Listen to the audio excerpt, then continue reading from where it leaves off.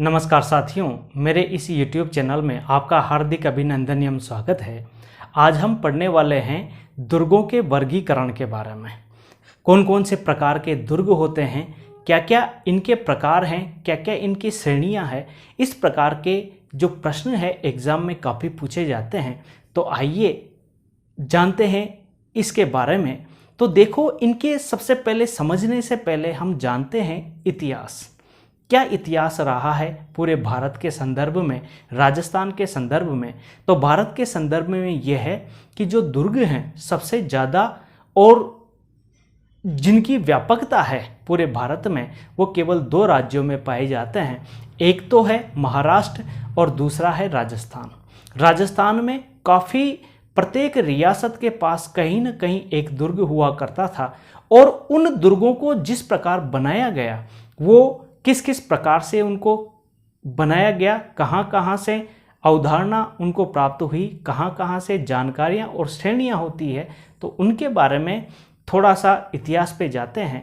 कि देखिए कि राजस्थान का जो इतिहास है उसमें जो स्थापत्य कला के क्षेत्र में जो सबसे बड़ा योगदान अगर किसी का रहा तो वो रहा महाराणा कुंभा का।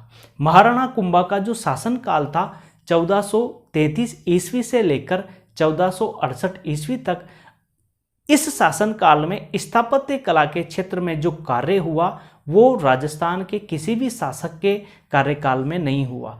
इसी वजह से इसे राजस्थान के स्थापत्य कला का स्वर्ण काल भी कहा जाता है।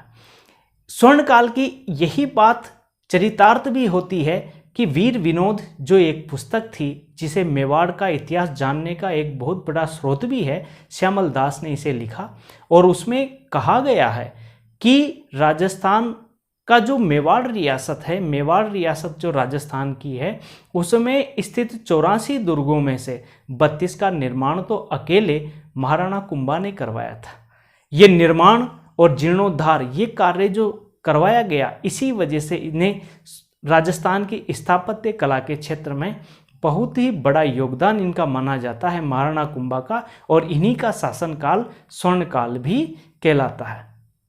अब देखिए, जो दुर्गों के बारे में अगर देखा जाए कि दुर्गों की श्रेणियां कहाँ से आई, किस किस प्रकार की आई, तो सबसे पहले जो हमें मिलता है इनकी श्रेणियों के बारे में, तो वो मिलता है मनुस्मृति में। मनुस्मृति में जो राज्य के सप्तांग सिद्धांत दिए, उसमें दुर्ग को भी एक महत्वपूर्ण स्थान प्राप्त था। अब उसके बाद में कौटिल्य ने भी दुर्गों की 4 श्रेणियां प्रमुख रूप से बताई, जिसमें एक तो है औदक दुर्ग, दूसरी है धानवंत दुर्ग जो मरुस्थल में पाए जाते हैं, और तीसरी है पर्वत दुर्ग या गिरि दुर्ग, और चौथी है वन दुर्ग। तो 4 प्रकार कौटिल्य ने अपनी अर्थशास्त्र में बताया।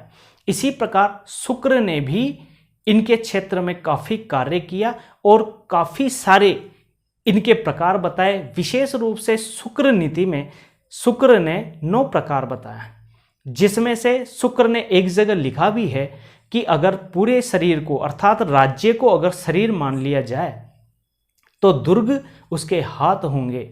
यानी पुराने टाइम पे दुर्ग एक कोई भी राज्य था, रियासत थी, उसका एक महत्वपूर्ण हिस्सा माना जाता था। और राजस्थान में देखा जाए तो राजस्थान में जो दुर्गों की श्रेणी है उसमें से केवल सहाय दुर्ग को हटा दिया जाए तो बाकी सभी जो 9 प्रकार की श्रेणी है, वर्गीकरण है दुर्गों का, वो राजस्थान में पाया जाता है। आप देखोगे कि जो चित्तौड़गढ़ दुर्ग है, चित्तौड़गढ़ दुर्ग को दुर्गों का दुर्ग कहा जाता है, गढ़ों का गढ़ कहा जाता है। उसके पीछे एक कारण है, क्योंकि जो भी दुर्गों की प्रकार हैं, जो भी दुर्गों की श्रेणियां हैं, उनमें से केवल धानवन को छोड़कर बाकी सब श्रेणियां उसके अंतर्गत आती है। इसी वजह से गढ़गढ़ चित्तौड़गढ़ कहा जाता है। तो आइए जान लेते हैं दुर्गों के प्रकारों के बारे में, जो कि शुक्र नीति के अनुसार दुर्गों के 9 प्रकार बताए गए हैं। तो पहला जो प्रकार है वो है एरण दुर्ग। एरण दुर्ग किसे कहा जाता है, अर्थात ऐसा दुर्ग जो चारों ओर से खाई, कांटों तथा पत्थरों से सुरक्षित हो। उदाहरण के रूप में ले सकते हैं अपन रणथंभौर दुर्ग। यानी ऐसा दुर्ग जो चारों तरफ से खाई भी हो, कांटे वगैरह इस प्रकार के वन हो वहाँ पे, और चारों तरफ बड़ी बड़ी पहाड़ियाँ या बड़े बड़ी चट्टानों से सुरक्षित हो, ऐसे दुर्ग को एरण दुर्ग कहा जाता है। दूसरा दुर्ग है वन दुर्ग। वन दुर्ग वह दुर्ग जो चारों ओर बड़े बड़े वृक्षों व कटीली घनी झाड़ियों से घिरा हो, जैसे रणथंभौर दुर्ग, जालोर का दुर्ग, शेरगढ़ बारां का दुर्ग। इस प्रकार की इस श्रेणी में, वन दुर्गों की श्रेणी में ये प्राय आते हैं। तीसरा जो दुर्ग है गिरि दुर्ग, किसी पहाड़ी पर बना दुर्ग जिसके चारों ओर पर्वत श्रेणियां हो, अर्थात ऐसा दुर्ग जो चारों ओर से पर्वत श्रेणियों के माध्यम से घिरा हो और खुद भी एक बड़ी पहाड़ी पर, उसकी चोटी पर या ऊंचाई पर बना हो, ऐसा दुर्ग कहा जाता है गिरि दुर्ग। राजस्थान में या पूरे भारत में ज़्यादातर देखा जाए तो इस प्रकार के दुर्ग सर्वाधिक पाए जाते हैं। और इसका एक कारण भी है, क्योंकि कौटिल्य और मनु ने गिरि दुर्गों को ही सर्वश्रेष्ठ कहा, क्योंकि ये दुश्मन को अपने ऊपर होने वाले आक्रमण से बहुत ही हद तक उनकी सुरक्षा प्रदान करता था। इसी वजह से गिरि दुर्ग को कौटिल्य ने अपनी अर्थशास्त्र में सर्वश्रेष्ठ बताया, और इसी प्रकार मनु स्मृति में भी मनु ने इसे सर्वश्रेष्ठ दुर्गों की संज्ञा दी। तो उदाहरण के रूप में देख लेते हैं कौन कौन से दुर्ग हैं ऐसे। चित्तौड़गढ़ का हो गया, रणथंभौर दुर्ग है, आमेर है, अजमेरू दुर्ग है, कुंभलगढ़ दुर्ग है, जालोर है, मेहरानगढ़ जोधपुर वाला है, सिवाना आदि दुर्ग हैं जो इसके अंतर्गत आते हैं। एक सज्जनगढ़, या राजस्थान में ज़्यादातर जो दुर्ग हैं वो इसी श्रेणी के अंतर्गत हैं। तो बहुत ही महत्वपूर्ण है ये गिरि दुर्ग। अगला जो चौथा प्रकार है जल दुर्ग। जल दुर्ग ऐसे दुर्गों को कहा जाता है जो चारों तरफ से दूर दूर तक जो विशाल जलराशि हो या उनसे घिरा हो। इसमें नदियाँ भी आ सकती है या और भी कोई चीज़ आ सकती है जिसके माध्यम से दुर्ग चारों तरफ से जल से सुरक्षित हो, चारों तरफ से घिरा हुआ हो। जैसे प्रमुख रूप से उदाहरण है गागरोन दुर्ग, और दूसरा प्रमुख उदाहरण है भैंसरोडगढ़ दुर्ग। एक ऐसा के ऐसा ही शेरगढ़ दुर्ग बारां ये भी आता है, पर ज़्यादातर जो महत्वपूर्ण है गागरोन दुर्ग झालावाड़ वाला और भैंसरोडगढ़ चित्तौड़गढ़ वाला काफ़ी महत्वपूर्ण है जल दुर्गों की दृष्टि से। सहाय दुर्ग, सहाय दुर्गों का जो राजस्थान में पाए जाते हैं, इस प्रकार का कोई उदाहरण राजस्थान में नहीं पाया जाता है। तो ये कौन से दुर्ग होते हैं? ये वो दुर्ग होते हैं जिसमें सूरवीर तथा सदा अनुकूल रहने वाले बंधुजन लोग रहते हैं। अर्थात कभी भी अगर शत्रु द्वारा आक्रमण किया जाए तो उसकी सहायता के लिए अपने बंधुजन हो सकते हैं या अनुकूल रहने वाले मित्र हो सकते हैं जो उसकी सहायता प्रदान करें। इस प्रकार के जो श्रेणी है वो सहायक दुर्गों के अंतर्गत आती है। अगला है पारिक दुर्ग। पारिक ख से हम समझ सकते हैं खाई वाले दुर्ग, क्योंकि ये ऐसे दुर्ग होते हैं जो चारों तरफ से बहुत बड़ी खाई से सुरक्षित हो और दुश्मन डायरेक्टली वहाँ तक नहीं पहुँच पाए, और खाई के बाद में जो सुरक्षा दीवार होती है वो होती है, जैसे लोहागढ़ भरतपुर का डीग दुर्ग है वो भी इसके अंतर्गत आता है। अगला है सैन्य दुर्ग। वह दुर्ग जो चारों तरफ से वीरों के द्वारा, जो सेना के वीर होते हैं उनके द्वारा घिरा हुआ हो और अभेद्य हो, ऐसे दुर्गों को सैन्य दुर्ग कहा जाता है। और ये सैन्य दुर्ग को जो शुक्र नीति है, जिसको कि शुक्र ने लिखा था, उसने सर्वश्रेष्ठ कहा गया है।